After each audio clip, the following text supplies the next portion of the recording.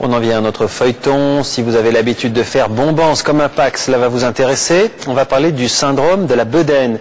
C'est le nom officiel donné par les médecins pour qualifier le petit ventre du gourmand. Il touche en France 20% de la population, mais il n'est pas irrémédiable. Quel que soit l'âge, nous allons voir tout au long de cette semaine que les solutions existent.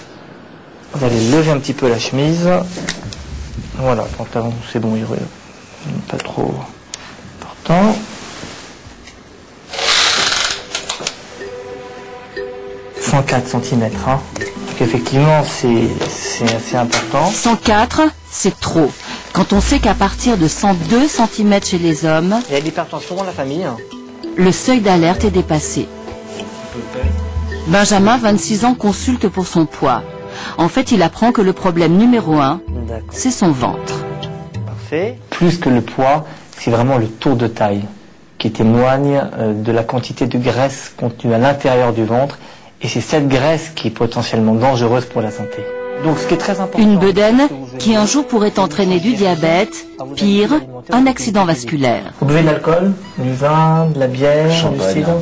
Vous cuisinez avec quoi comme matière grasse en général? Beurre, crème fraîche, huile. Oui, les trois, oui. Le but, c'est pas perdre du poids à tout prix. Hein.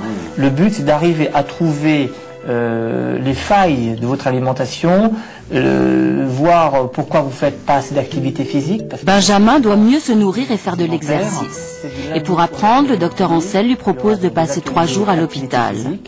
Un peu effrayé par ce que le médecin a appelé le syndrome de la bedaine, Benjamin accepte l'aventure. C'est pas une histoire de se sentir mal, mais c'est vraiment le fait de prévenir les choses. J'ai pas envie justement de plus tard me dire « Ah, j'aurais dû faire plus attention quand j'étais jeune parce que maintenant je me suis un peu déstructuré. » Chez Gilles, 42 ans, pas d'excès de poids, mais du ventre et quelques anomalies dans le sang. Lui aussi souffre du syndrome de la bedaine.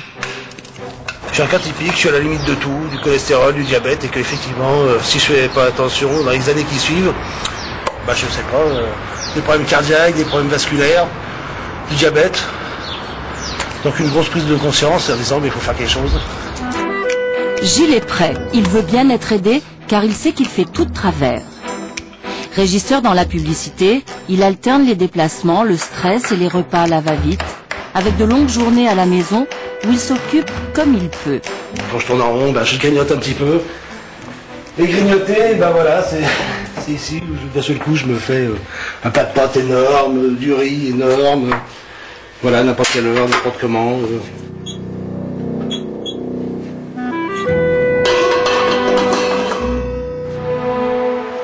Claude, au contraire, dispose de tout son temps, elle est retraitée. Des kilos en trop, cela lui est égal, sa priorité est de rester en forme. Vous voyez, là, on est en train de marcher, on marche pas vite, mais je suis essoufflée. Et c'est quand je marche vite et que je parle, alors là, c'est la mort du petit cheval, c'est épouvantable. Donc, je voudrais déjà retrouver un peu de souffle, et ça, je sais que c'est parce que je suis trop grosse. Hein. En revanche, depuis qu'elle sait que son tour de taille pourrait lui jouer des tours, elle veut bien tenter le stage à l'hôpital. Je cherche des solutions, oui.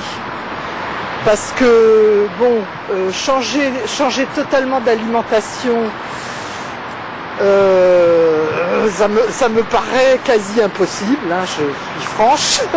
Pourquoi vous êtes gourmande? D'une part, je suis gourmande et d'autre part, je déteste faire la cuisine. Bah qu'est-ce qui se passe? T'en fais une tête? T'es pas au courant de la dernière? Non? D'une tournée à l'autre, Jean-François, 58 ans, vit dangereusement. Cocktail, dîner tard le soir, nuit brève.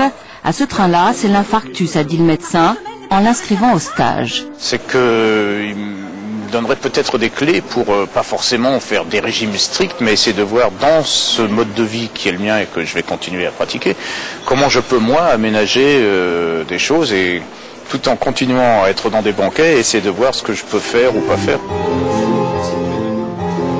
Rendez-vous donc demain à l'hôpital.